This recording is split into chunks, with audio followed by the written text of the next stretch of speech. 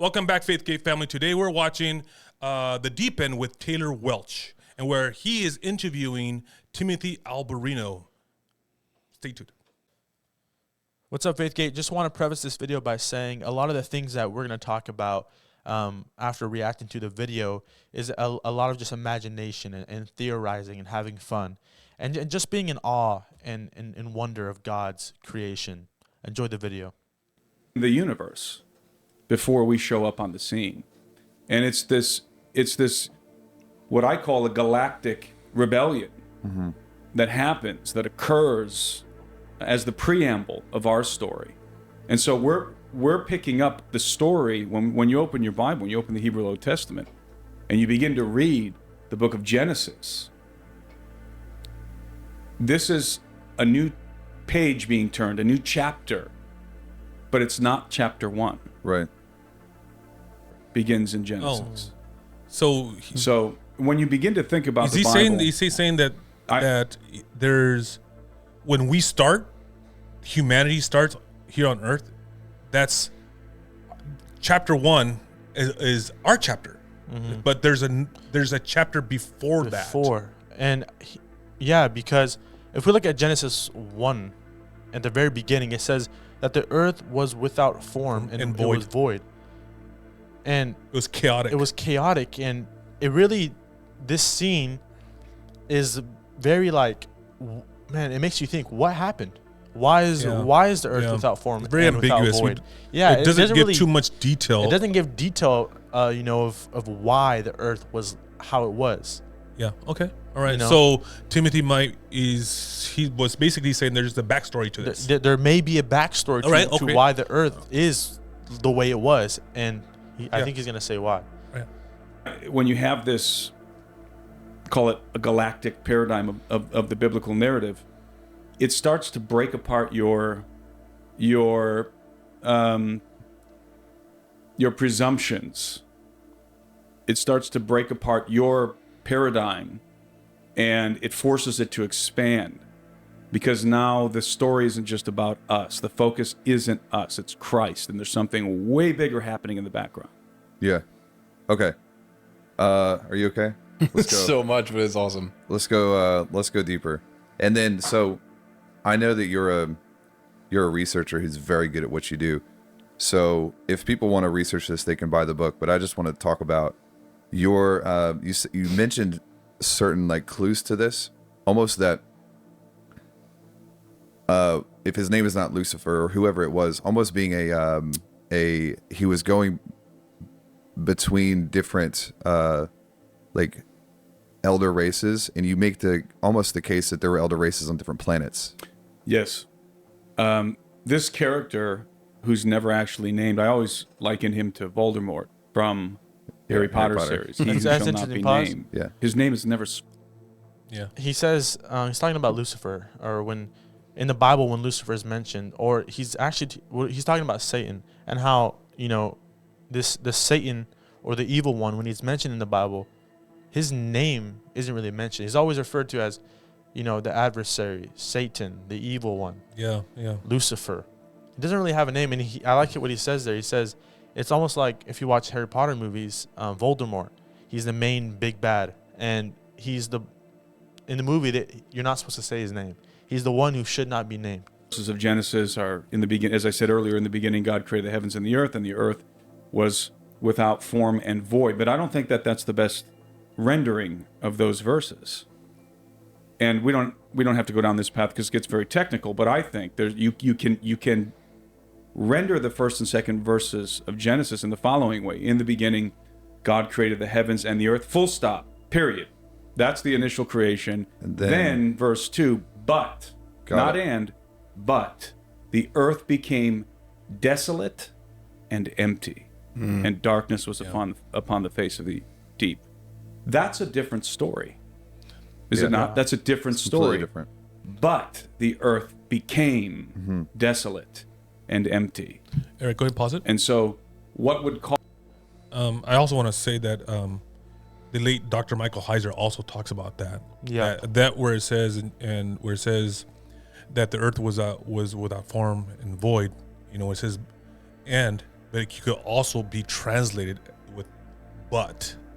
So it could go both ways. So it's, depends on how you read it and where you want to go with it. Yeah. But it could easily also say that But. with but. Yeah, and I like what he says there because he's referring to Genesis, the very beginning, and he's talking about the earth before it was right now. When God was forming everything, the earth was without form and void. It was desolate, and there was darkness there. And it might say it wasn't like perhaps not darkness could mean a lot of things. I mean, darkness could mean like everything's all chaotic. It was all disorder. But I'm pretty sure there was some type of a light or something like that. But it could be symbolically also. It was dark. Yeah. It was chaotic. It was all in like big old rubble. It was very chaotic. Yes. Yeah. Something happened. And I think something happened to the earth. I think Timothy Alberino, he's gonna explain the rest. But let's keep watching. Cause this desolation. Well, the answer is in the scriptures. Insurrection in the kingdom of heaven.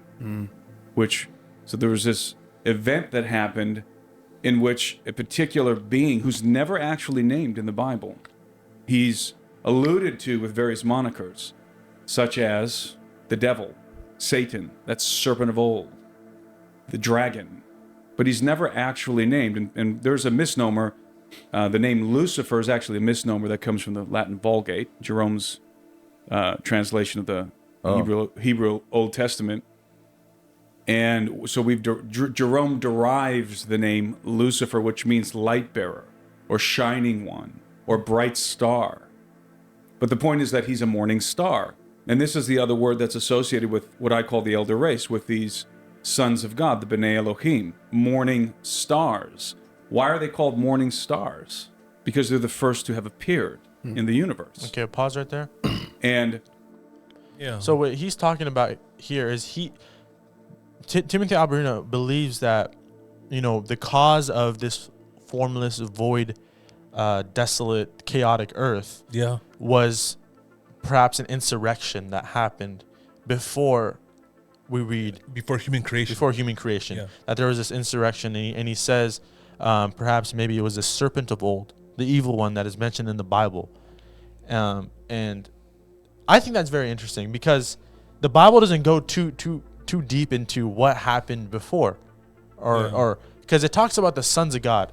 Yeah, in Job. In Job, it says that the sons of God were celebrating with God when He was forming the earth. Yeah, and when he finished creating the earth. Yeah. And from day 1 to day 6. Yeah, the sons of God, or the B'nai Elohim, and he refers to them as the elder race, right? Sure. Because they were here before us. Yeah, they're elders. The sons of they're God. older than humans. Yeah. Yeah. And they were watching the earth being formed, and they were celebrating, spectating this event. And man, that would have been amazing. But they were there before us, the sons of God. It's good that you say that because they're celebrating and they're watching God create the earth. Perhaps they were celebrating because maybe what Timothy he's alluding to, that there's something happened before, right? Yeah. This galactic war, this fight or something like that destroyed all these planets, this earth or whatever it was. Yeah. And then when God recreates earth and everything else, these angelic beings, these morning stars, these B'nai Elohim, they're in joy, they're shouting because you're recreated it back again. You're bringing something that was dead and made it back to life, bringing it back to or life, perhaps even better. Yeah, right? and perhaps that's why these sons of God were celebrating. Yeah. But yeah, and so he hints at maybe there was this war, galactic war, that happened before the earth was formed. And you know what? Yes. Or the earth was already formed. Yes, they destroyed it. But before, our earth. Yes, but before humans were on the earth, he thinks that maybe there was this insurrection, this war in space, in heaven, in the heavens. And yes, it's a theory and it's out there, but who's to say that it's a fun movie? It's a fun movie, and it makes you think for sure, because something like that could have happened. Well, we're never told. We're never told when God created these angelic beings. Yeah, these B'nai Elohim. All right, the sons of God. We don't know their story. Their history. Yeah. Yeah. Very interesting stuff. And they have a whole history of their own that unfolded in the universe before we show up on the scene. And it's this what I call a galactic rebellion I like that, Posh. that happens, that occurs. Because doesn't that sound like, my favorite movie, Star Wars, Galactic Rebellion, right? Galactic Empire. And well, if you think about the sons of God and fallen angels and angels, and, all these characters that are mentioned in the Bible, they always, every time you hear fallen angels, they go against God. Because that's why they're fallen. They go against God, and you hear this galactic rebellion. So could this Lucifer, this devil, this Satan, the serpent of old, could that be the Galactic Empire? Could this be the Emperor from Star Wars? Yeah. No, kind of fun with that. Yeah, you can. And then the rebellion, the who is it? Luke, Leia, and all that stuff. That's God's. That's like the good side. Yeah. Overcoming the evilness and rebuilding the galaxy. A New Hope. A New Hope. Yeah, the New Hope. Yeah. And Christ is the New Hope. It's funny how all these Hollywood movies, kind of, they imitate the Bible. Yeah. The stories. I mean, Anakin going, being the chosen one and redeeming and saving the galaxy. Yeah. Is like Jesus, the chosen one, the Messiah, saving the world. It's strange because we got Anakin in the Bible. We got the giants come from David and Goliath. Goliath was from the tribe of Anak. Yeah, he's from the descendants of the Anakim. Yeah, and he was a giant. You got Darth Vader, right? His big bad giant. Yeah, big bad giant, and his name is Anakin. Yeah, it's just there's lots of correlations between movies and Hollywood now, and it's just so interesting. Like, what, is it more than what it looks like on the surface, or does it go deeper? I don't know. It's interesting. As the preamble of our story, and so we're picking up the story when you open your Bible, when you open the Hebrew Old Testament, and you begin to read the book of Genesis. This is a new page being turned, a new chapter, but it's not chapter 1. Right. It's our chapter begins in Genesis. So when you begin to think about the Bible, when you have this, call it a galactic paradigm of the biblical narrative, it starts to break apart your presumptions. It starts to break apart your paradigm, and it forces it to expand. Pause right there. Because now the stories. I like what he says there, that when you think about how there was another race before us, the sons of God, they were born before us. And when you think about what their history could have been, it breaks apart your thinking now and your perspective of Genesis. Because now you're thinking, what did they do before? How much time did they have? What is their history? What happened? And now it makes you think, okay, even deeper, like, okay, why did God create this whole universe and all these planets? Is there, just like the sons of God are a different species than us, and they're they're made by God. Yeah. God made them. Did God make other species, other beings, sons of God, other beings, and are they out there in the universe? Is that? Yeah. And there's so much out there. There's so much planets, and our, like he says, our chapter starts chapter 1, but there's chapter 1 isn't chapter 1. There's a whole other story before we come on the scene. So interesting. Isn't just about us. The focus isn't us. It's Christ, and there's something way bigger happening in the background. Yeah. Okay. Are you okay? Let's go. So much, but it's awesome. One is what's called a Deuteronomy 32 worldview, and the late Dr. Michael Heiser popularized this view, in which the nations were disinherited by Yahweh at Babel, at the Tower of Babel. God disinherits the nations, and he turns them over to the sons of God, the B'nai Elohim. Mm-hmm. And in Heiser's view, and I agree with this, those are not human beings. he turns them over to lesser gods, to members of the elder race. And yes, those would also be considered princes. Remember, the Prince of Persia, when Daniel's praying, and there's an emissary sent to Daniel, and the Prince of Persia intercepts this emissary. I believe it's Gabriel, and Michael has to intervene. Come save him, yep. And so there's that princes in that sense, that there are non-human princes on earth, but I think it's bigger than that. Because remember, these guys pre-exist us. What were they doing in the universe before we showed up? Pause. They weren't playing harps and sitting. Yeah. That's interesting, because he's talking about Deuteronomy 32. And we've talked about this quite a few times. You got the story. Moses retells a little bit of the story of the Tower of Babel, where God confuses the languages. Yeah. And you got the nation. It's the forming of nations. Yeah. And so the nations go out and spread out. But God, what he does, he assigns watchers. He assigns these angelic beings over each nation to watch over them, to make sure that that we're doing good. Yeah. And then in those verses in chapter 32, it says that, but God's portion. So God gives the nations over to these B'nai Elohim, to the watchers. But God has his own portion, which is Abraham, Jacob. So God will watch over Israel. And the watchers are going to watch over the other nations. Yeah. So this, just like Timothy is saying, is like he calls them the elder races, the B'nai Elohim, these angelic beings that God puts over the nations. Yeah, and they're sometimes referred to as princes. Princes, yes. And Daniel. That's where principalities, that word comes from, and that's where Paul talks about there's principalities and powers that are not in this realm, that have authority. And we read about the Prince of Persia and Daniel, and the power that he had. And he mentions shortly, we just cut it off, where he says, okay, these are watchers, these are sons of gods who have power and authority, and they're princes. What were they doing before God assigned them to watch over us? Exactly. What was their assignment before?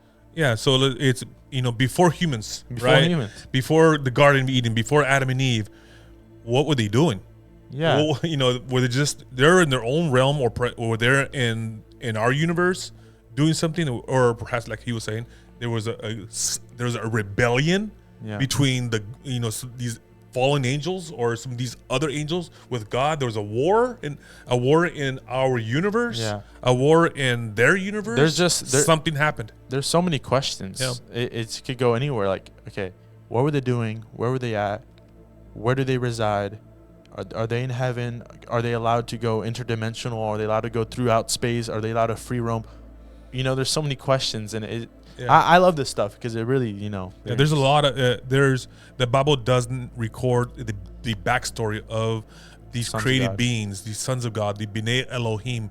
The Bible doesn't give any much backstory to them. Yeah, because and also you can also say we're trapped in a time.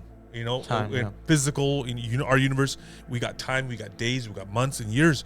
Perhaps these angelic beings, before God created day 1, day 2, there was no time for them. They're created beings. They don't see death.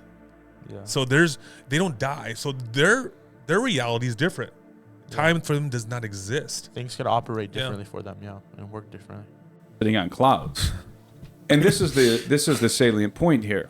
When you talk about the elder race, when you talk about these exceedingly intelligent beings that pre-exist us, what we're talking about is a civilization, an extraterrestrial civilization that they were governing. Yes. Yeah. They were doing the kinds of things that we do here on Earth, but not here. And this is sort of a qualm that people have when they encounter my work, because, again, from the anthropocentric perspective, the human-centric perspective, it's difficult for people to accept within the biblical worldview the concept of extraterrestrials. They think that is some sort of a secular, or they think that is for whatever reason a secular worldview. It's not really associated with a biblical worldview, but it is absolutely a biblical worldview. In fact, I say that the biblical narrative presumes the existence of extraterrestrial beings. And I'll go back to Job, where the sons of God are shouting for joy. They're not on earth shouting for joy. They're watching something happen on earth. Yeah, exactly. They're spectating from somewhere else. And so when you talk about extraterrestrials, which really you have to in the context of this conversation, you have to define terms, and the term extraterrestrial simply means a being. Let's put it in let's talk specifically about sentient beings, because you can talk about microbes, right, on Mars or something. Yeah. Let's be specific to sentient beings. Extraterrestrial is a being, a sentient being, whose provenance, whose origin is not planet Earth. That's it.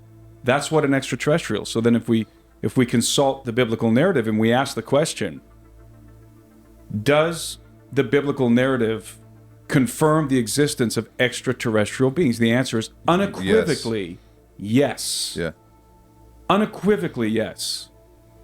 Well, then that means that there are extraterrestrial worlds. There must be. And now, and here, this is where people get caught in the... Yeah. That's interesting right there. Extraterrestrials. When we think of that, we think of aliens. But the sons of God, we don't really call them aliens. Yeah. Because that's what the world calls them. Well, aliens, it's a new term. It's a relatively a term that's what maybe 100 years old. Mm-hmm. So it's we see aliens more like some type of creatures from another planet with flying saucers and stuff like that, or something like that. But could you categorize the B'nai Elohim as extraterrestrials? Or the fallen angels or angels themselves as extraterrestrials? Yes. Because they're not from this world. Terrestrial, because extraterrestrial, not from Earth. But extraterrestrial. Okay, there might be from another world. Then, or calling them extraterrestrials basically is not from this Earth. Is kind of saying that they have like a civilization, or they have territory somewhere else, and maybe that is not too far fetched, because like he said, these sons of God are princes, and they are in Deuteronomy 32 to watch over us and govern us, but to take care of us. To take care of us, but could they be doing that somewhere else as well? Could they have done that maybe in a different planet, in a different dimension, in a different realm? Somewhere else, to their own beings, to their own kind. But we do know that they have, we do know in the angelic realm. Michael Heiser talks about these angelic beings have different categories. Yeah, there's angels, which Michael Heiser says angels are the lowest of the angelic beings. Angels are messengers, but there's seraphim, there's cherubim, there's the sons of God. They're the God's divine counsel, the part of God's divine counsel, right? So you have a category of these angelic B'nai Elohim. You got the types, cherubim, seraphim. Different types. They all have different jobs. Or they could, but cherubim and seraphim, they're just totally different beings. Yeah, that too. Totally different creatures. Yeah. So you have these angelic beings, with wings and whatnot, and then you have these angels that perhaps don't have wings. They're just different creatures. And the Bible doesn't mention also, perhaps there's other types of angelic B'nai Elohim that we don't know of. Different species that God created. God is a creative being. God is a creative God. He loves to create. Yeah, and so who's to say that he didn't create? The term "sons of God," could mean. It could be referring to so many other species. It's just basically sons of God means it's a category. It's a group. That God made them. God made us. We are His image. The sons of God are these angelic beings are also part of His image. Yeah, or they're made by God, and so it's interesting stuff. And if we believe that God created everything that's in this universe, or other universe, then they are also B'nai Elohim, or sons of God also, because he created these angelic beings, he created us, and if God wants to have an other universe with some other type of creatures that we don't know about, some other type of reality, guess what? Those are also his sons of God also. Yeah. Yeah. The weeds, because they start to say, well, it's not extraterrestrial, there's extra dimensions. They go that route, and and people seem to think that that's somehow more kosher Believable. for a Christian to say, no, I don't believe in extra terrestrial worlds, but I will accept extra dimensional worlds, or quote unquote spiritual worlds. Yeah. But here's the problem I have with that, and I'll take a break. I'm dominating this conversation. great. But Great. That's why you're here. but here's my problem with that. You know, we have really, really good telescopes. Mm-hmm. And I was looking through one a couple years ago, and it was remarkable. My neighbor has he works for the university, and he was setting up dialing in a telescope for them, a really expensive telescope for the university. And he was in his yard, and he's got it all dialed in. He knocked on my door, and he wanted to know if me and my sons wanted to come look at it while he's got it dialed in. And we went out there, and it was remarkable. I mean, I looked through this telescope, and I wasn't expecting to see what I saw. I saw Mars so clearly, and I mean, people who have nice telescopes, this is, you know, they do this all the time, but I had never looked through a really good telescope. So you look up in the sky, and you see this very bright object in the sky, and it looks like a star. As soon as you put your eye into that eyepiece in the telescope, that's not a star. It's the planet Mars, the red planet Mars, just like you see on the NASA photos. Yeah. So what you think is a star, it's just some bright object in the sky. You look through the telescope, and you're looking at the red planet of Mars. And then we looked at Jupiter, and we looked at Saturn, and you could see the moons, some of the moons around these planets on this telescope. And so and what I'm getting at here is that it always confounds me that so many Christians who approach this topic say, no, there's nothing extraterrestrial. There's no extraterrestrial worlds. It's interdimensional or spiritual. But get a telescope and look at the planet Mars. That's a world. Yeah. Like the Earth is a world. That's a world, and that's one of I want to touch on billions. that topic Right. because Me too. you hear a lot about the planet Mars. Mars. The planet Mars. But when Christians talk about aliens and sons of God and angelic beings, are like, okay, they're probably interdimensional. They have their own spiritual realm. Yeah. And that could be. Yeah, And we talk about that a lot. Yeah. But I like that idea. I mean, think about it. When you look, like you said, when you look at Mars, to us, it's this little red dot, you know, with our eyes, and it's glowing. But when you actually look at it through a telescope, it's this grand planet that has, it's beautiful. It's a whole planet. Yeah. What's the history of that planet? And lots of people, many people say that it looks like Mars has gone through some type of destruction, and then some type of catastrophe, and not just like some type of like catastrophe with, you know, volcanic stuff and going through molten lava. No, it looks like it has possibly some life. ancient ruins, stuff like that. It's some war or something happened to it. Yeah, and God created all of these planets, galaxies. God created these things. Oh, there's billions of them. Why? Who's to say God wouldn't want those planets, those galaxies, to have life also?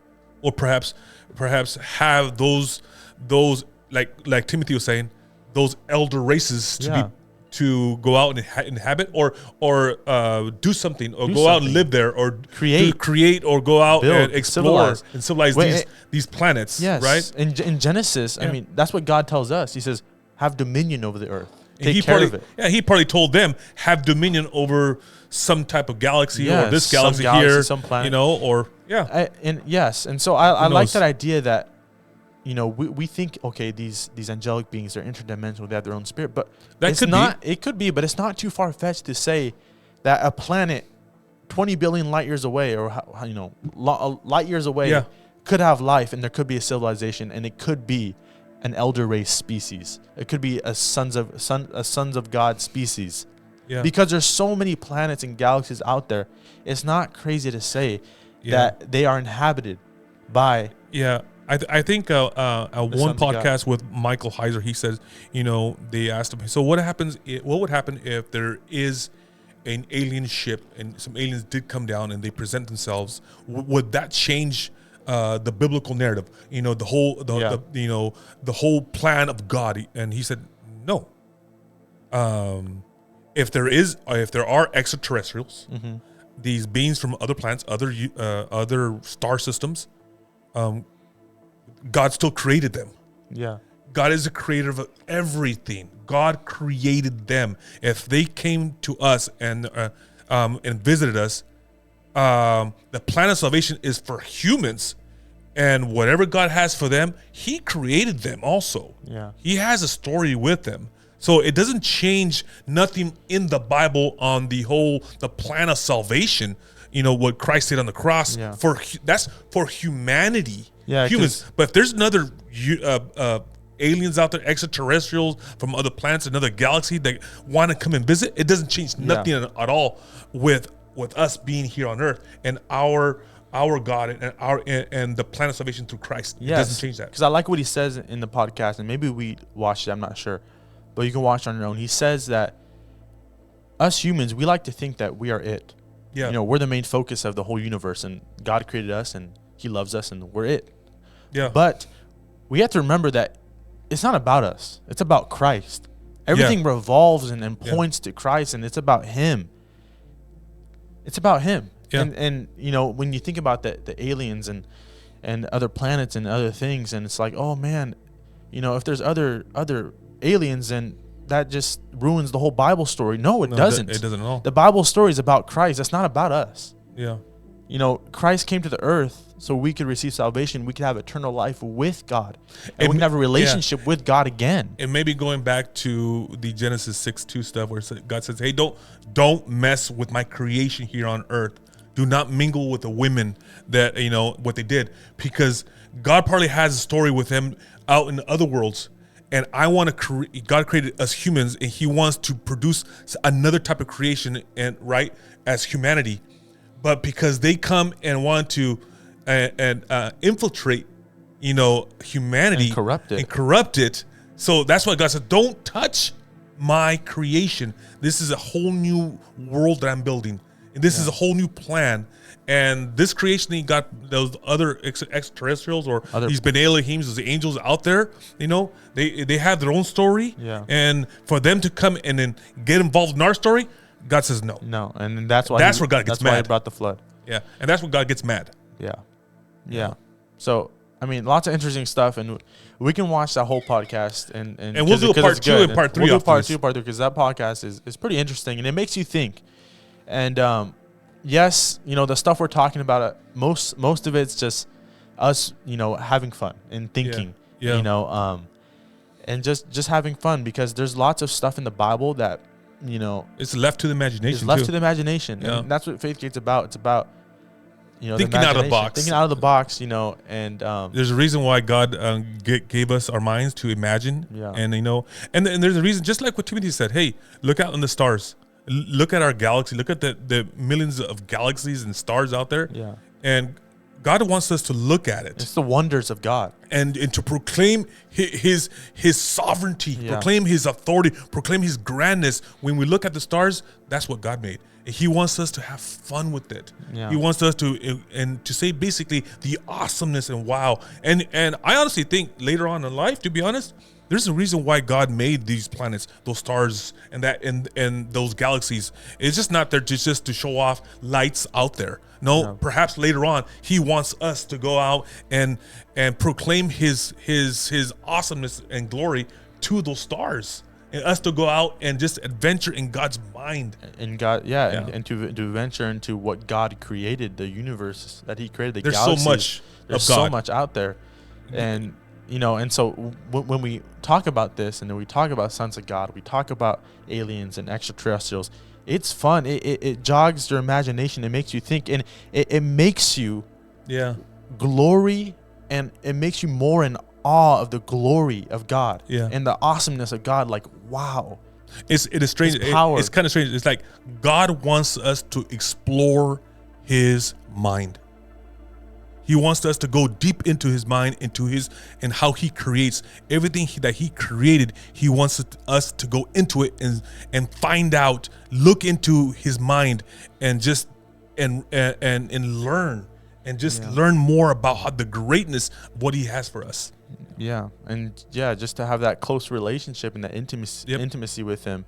But I think at the end of the day, it points to Christ, and it always does, and it comes to that relationship with Christ, because he's the mediator. He's the reason why we get to wonder about God, and we get to think about him and to worship him because of Christ. But yes, I mean. So with that said, let's go ahead and we're going to end it for now. But we will drop a part 2 to this, because this is a 2-hour interview. Yeah. With Timothy Alberino. So there's a lot more to what he says. That's good stuff. And so let us know what you think about the comments about, everything we talked about and what this podcast talks about, because it's interesting stuff and it's fun. Let us know what you think down below. Leave a like, subscribe, and yes, we'll see you in the next one.